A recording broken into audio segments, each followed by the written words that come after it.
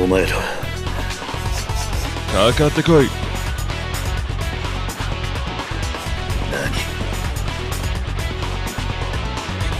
行くぞ！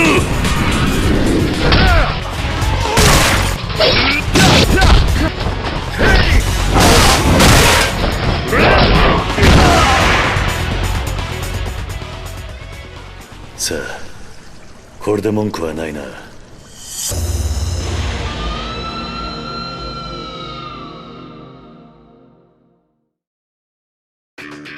After the even worse sales of Yakuza 2, Sega seemed really reluctant to give us Yakuza 3. When they finally did, they had cut out some content, like the hostesses. The Japanese board games and patchy slot are gone, and they also cut more than 15 sub-stories. Anyway, Yakuza 3 was the second Yakuza game on the new PlayStation 3 after Kenzan, but I'll get to that one later. With the leap in generations, you'll immediately notice the much improved graphics, the lack of fixed camera angles, and a new first-person view. The gameplay is great, again, but a few changes from Yakuza 2 I think are unwelcome. One feature removed from Yakuza 2 is being able to pick up a weapon from battles and keep it afterwards. I guess it made buying weapons less important, but still. An addition I'm not too fond of is getting dizzy. In any game, it's an unwelcome feature. On the other hand, one improvement is that you're not restricted to only 3 weapon slots anymore. Also, guns are a bit stronger this time around.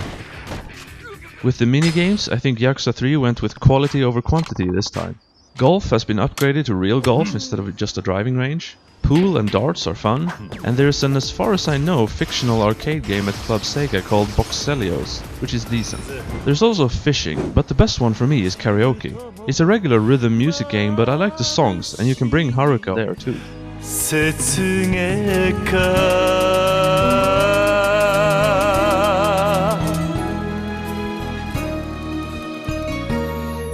ありがとうございました。 Even with cutting a bunch of sub-stories, I still managed to get up to 91 of them, which is a lot. The wackiest this time around was a series of 3 events where you get chased by a brawny transgender woman. And let me tell you, you do not want to lose any of these missions. For Kazuma's sake. On top of the sub-stories are a series of so-called hitman missions. No, you don't go around killing people, but rather track down hitmen who have targeted an organization called the Honest Living Association, who are trying to help former Yakuza find a new life. At the end of this long line of missions is a reunion with a certain character from Yakuza 1. There's also the IF-7, the Inner Fighter Machine, a virtual reality contraption invented by the Japanese version of Doc Brown, Dr. Minamida. In it you fight bosses from the game, but unlike the real fight you can't use healing items, so this was pretty difficult for me.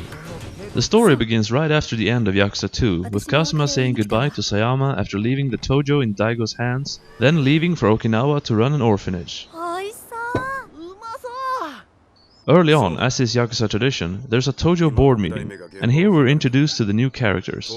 Go Hamazaki looks like a Japanese Arnold Schwarzenegger. He's sly and pretty interesting, but unfortunately he's not in the game that much really.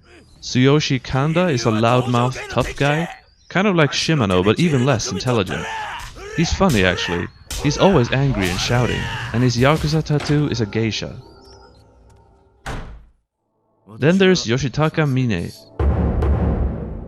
who turns out to be the villain later on. After the simplistic villain in Yakuza 2, they clearly tried to make a more complex villain this time. Unfortunately, telling you how complex he is would be venturing into spoiler territory. One funny thing about him though is how the game's character biography says that he's bilingual and he knows English. But when you actually hear him speak English... No. There's no change in the plan. The best new character in my opinion is Rikia Shimabukuro, a young Yakuza with a passion for his homeland of Okinawa. After he loses a fight to Kiryu, he starts calling him boss and follows him around like an apprentice. He's a good kid, wants to prove his manliness and worth as a Yakuza, and complete his Viper tattoo. My favorite moment with him is when he and Kiryu are looking for Kanda in a love hotel, which only allows couples. ねえおばちゃん。はい。カップルじゃなきゃダメなんですよね。そうですよ。いや、私と兄貴はラブラブなカップルだから問題ないでしょ。おい。普段はカッコつけてるけど、たまにはイチャイチャしたいのよ。ああ、あんたたちそうだったの。はいはい、それならいいわよ。The basic plot is that Kiryu's orphanage is being threatened with eviction because the Japanese government wants to build a holiday resort and a military base on Okinawa and needs his land. The CIA are involved and Daigo gets shot over it by an American agent who resembles Albert Wesker.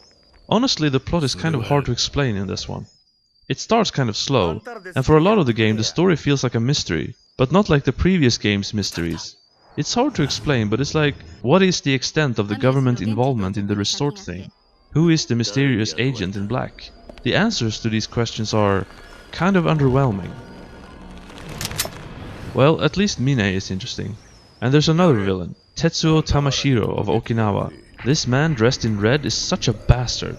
Again, exactly how much of a bastard he is will be spoilery, but believe me, you'll hate him too if you play this game. The first couple of chapters in Yakuza 3 are very calm and has you tending to the kids at the orphanage. I remember reacting to this with confusion. I wanted to stomp on some heads, not helping a little girl to tame a dog. But you'll develop kind of a bond with these kids, and it will pay off later, I promise. I would rank the story of Yakuza 3 the least great in the series. But that being said, this game has the strongest moment in the whole series, and the whole last act is brilliant. Yakuza 3 is a great game. Maybe not as good as the second one, but still great. The gameplay is about perfected this time around, and the graphics help make it that much more immersive. This game is the one people tend to start with because it's available on a current console, and you don't need to have played 1 and 2 to get 3, but if you have, then you will enjoy it more, I think.